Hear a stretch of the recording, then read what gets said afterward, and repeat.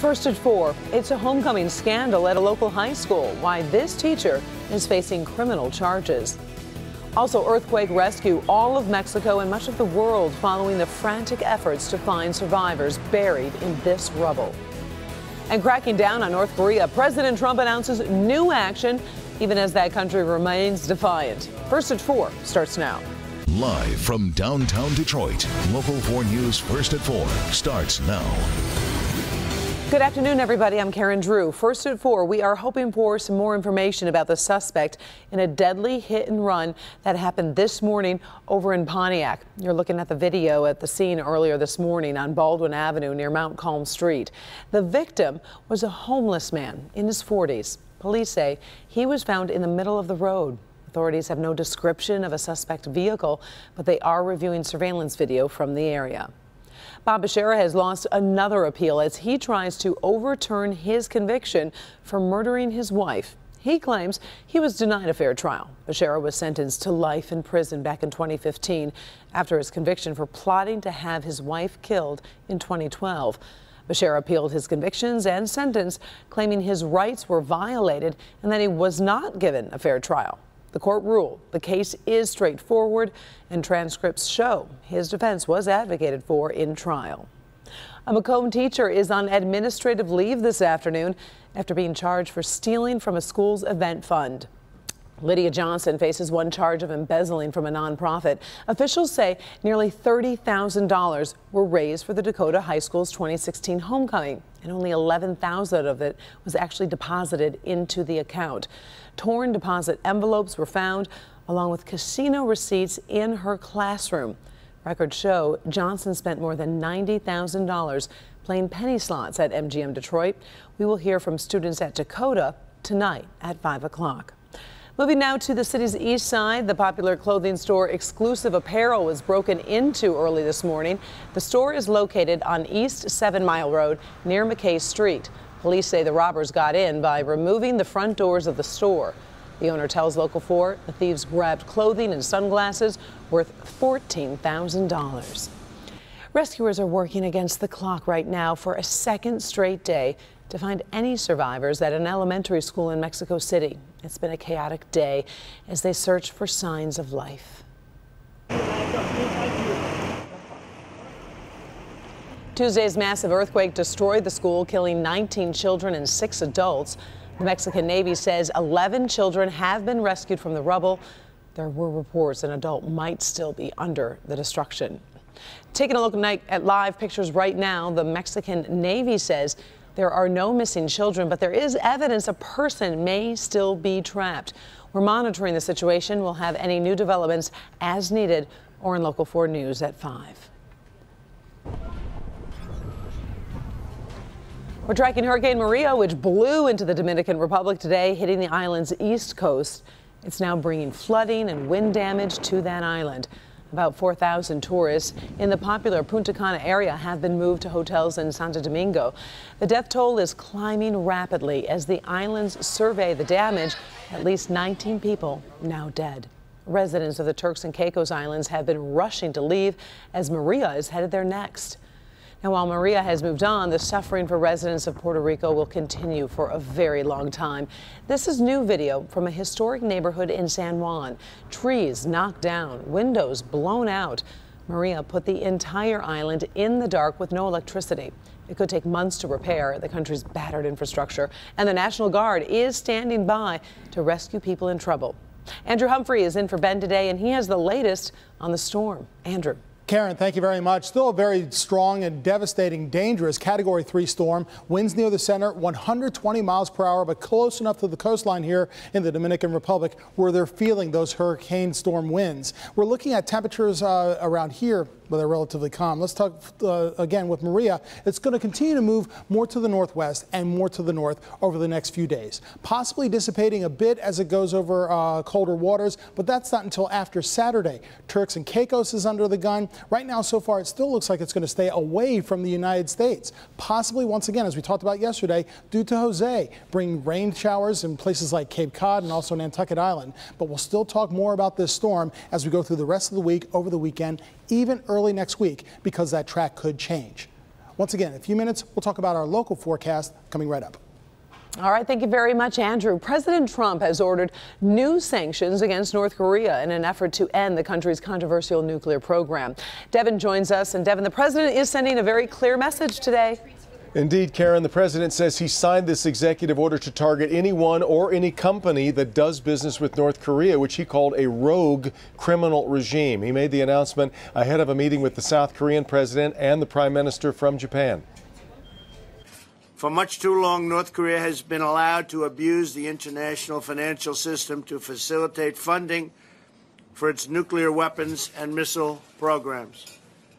The United States has had representatives working on this problem for over 25 years. They have done nothing. That's why we're in the problem that we're in today, in addition to, frankly, other countries not doing what they should have done. Tolerance for this disgraceful practice must end now. Ultimately, the president says the goal is the complete denuclearization of North Korea.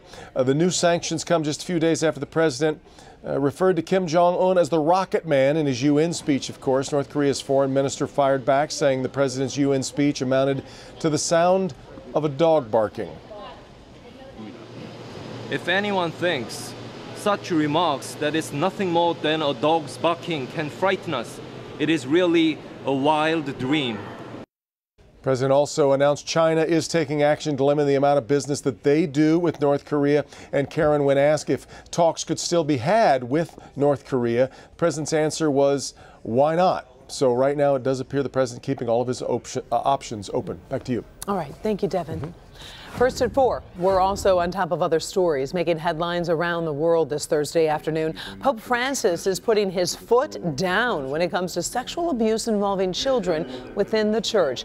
He calls for a zero-tolerance policy and says he will act with the firmest measures possible when cases of child molestation come before him. The Sexual Abuse Advisory Commission has been having educational workshops in dioceses all around the world. While the commission is optimistic about the Pope's words, he said it doesn't mean much until they were followed. The world's fastest bullet train is on the tracks in China once again. This train runs at 217 miles an hour and can make the nearly 800-mile trip from Beijing to Shanghai in under 4.5 hours. China first used trains that fast back in 2008, but they had to cut speeds back due to a collision that killed 40 people and injured 191. China has laid over 12,000 miles of high-speed rail and plans to add another 6,000 miles by 2020. Still ahead, controversial comedian Kathy Griffin gets into a very public battle with her next-door neighbor. Now, he's in trouble at work and paying a price. Also ahead, a car fire rescue, all caught on camera. This dramatic video is making news across America. Paula. This is Mary Jo, and she has the gifted hands of an artist. Her work is now on an international stage, which is absolutely spectacular, particularly when you hear her story. You've seen the... Coming up all new on Local 4 News at 5 and 6. I would like you to meet Leota, a service dog, but not in the typical sense that you may be thinking of. How she is going to change the life of a 5-year-old boy. All right, thank you, Nick. First at 4 continues with news from across America. We start with a new court decision for an infamous convicted murderer from Illinois. Remember the story of Drew Peterson? He has been the subject of a TV movie. Peterson is the former Chicago area cop convicted of killing his third wife. Today, the Illinois Supreme Court ruled that using hearsay testimony in his trial was proper. Prosecutors used comments made by his fourth wife, Stacy Peterson, to convict him.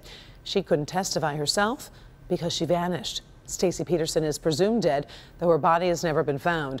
Drew Peterson is serving 38 years for murder. Get out!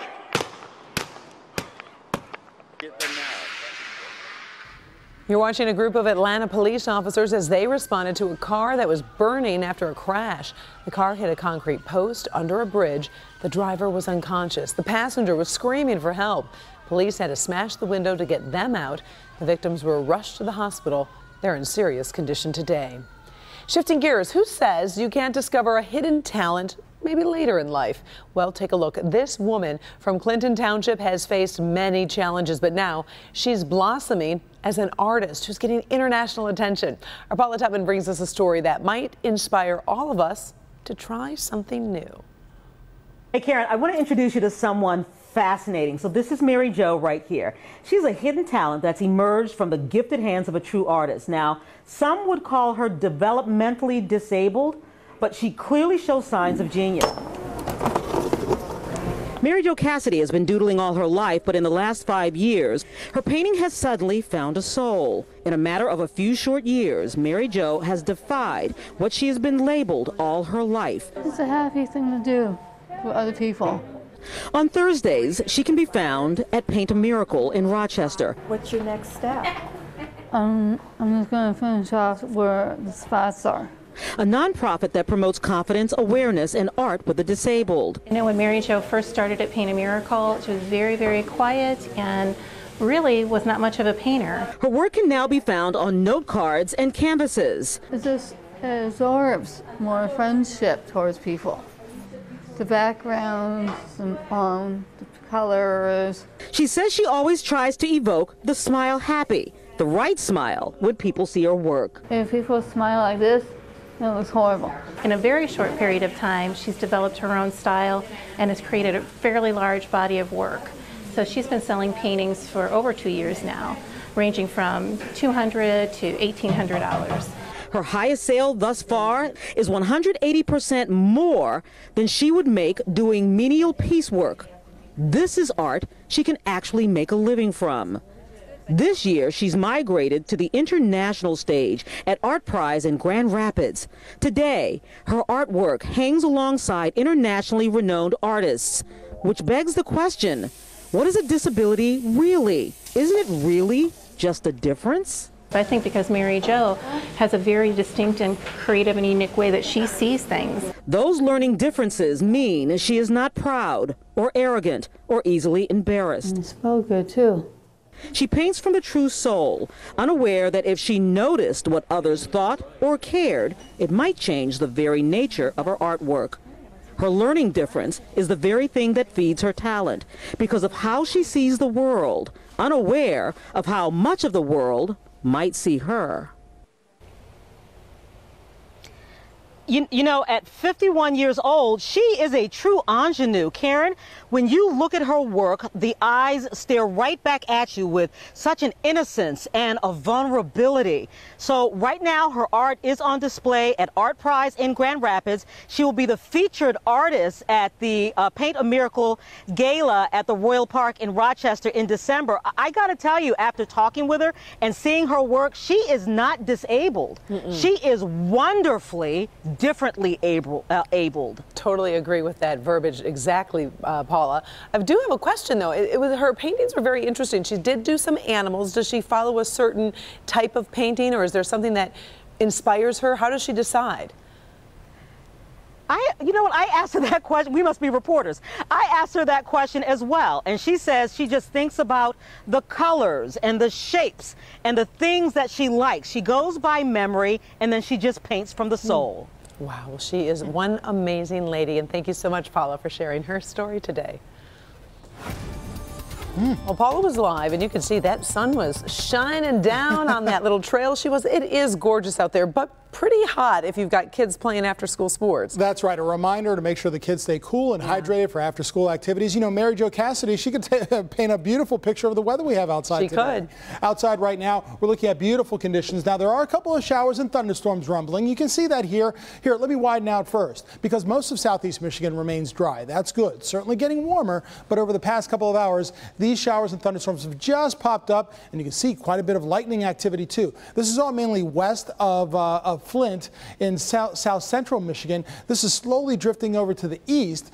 So areas way north of 8 Mile, closer to the I-69 corridor around Flint and eventually into Lapeer County may get a shower or hear a rumble of thunder between now and about 8 p.m.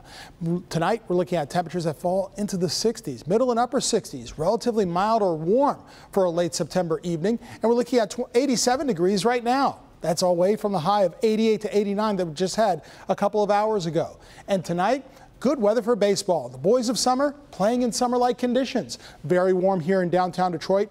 Don't think we need to worry about an isolated shower or a storm here in the Motor City or over at Comerica Park, but be prepared for the heat. Stay hydrated when you're cheering over at Comerica Park, even into the evening hours, remaining quite warm. That game against Minnesota taking place just after 7 o'clock. Temperatures will still be in the 70s after 9 p.m. Look at that. We're in the 90s in some places, while it's 87 over at Metro officially for Detroit. Ann Arbor's at 91, 92 in Flint, Lapeer, parts of Oakland County as well. And the heat is on for tomorrow. With these temperatures, 4 to 7, 11, 10 degrees above what they were 24 hours ago. We remain in this hot sector of air as we go over the next 24 hours. So into tomorrow afternoon, we're also looking at mostly sunny skies once again, with temperatures soaring well into the 80s, maybe even touching 90 degrees. And as you can see in the afternoon, maybe an isolated shower here and there, but most areas remain dry. So overnight tonight, again, showers mainly to our north along the I-69 corridor, or north of M59 basically for our north zone. Temperatures down to 65 here in town overnight to 66 degrees,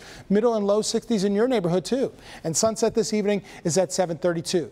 During the day tomorrow, more heat, a little bit more humidity as well. Could see an isolated shower again by 4 p.m. 86 to 87 for the high again as well. Most likely in the upper 80s, around 88 degrees in some spots. On Saturday and Sunday, same sort of thing. Even outside Ford Field for a little Lions football. 85 degrees on Sunday, and so far, Karen, barely a drop of rain in sight as we go into next week. Still in the 80s all the way through Wednesday, but even at 80 degrees next Wednesday, that's still way above average. Back over to you. Well, you probably recognize comedian Kathy Griffin, but you're probably wondering who's the guy right next to her and what did he say about her that got him in so much trouble with his bosses? We've got that story ahead. Up first, these two women are in trouble with the law. You will see some very disturbing video taken during a road rage incident. But first, as we go to break on this Thursday, take a look. And this is how the markets have closed for the day. As we see, the Dow down some 53 points, NASDAQ down 33, and the S&P 500 down 7 points. We'll be right back.